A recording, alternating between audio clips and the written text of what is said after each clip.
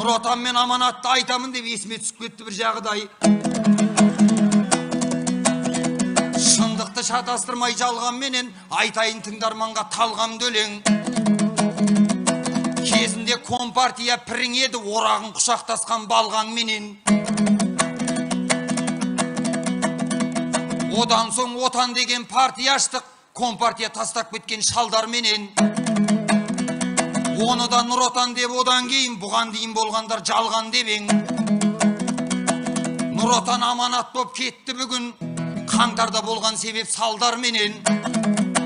Ол өзі кімнің аманаты атында мұның қандай мән бар дерем. Бағыты ағысының ауыспайды, өзеннің ат өзгере салған менен, ат өзгеріп қалған менен. Ішінде сол баяғы персонаждар жазуларын өзгерте салған менен. Төркінге барар жолын ұмытпайды ау, әйелің фамилияңды алған менен айқай-ақау.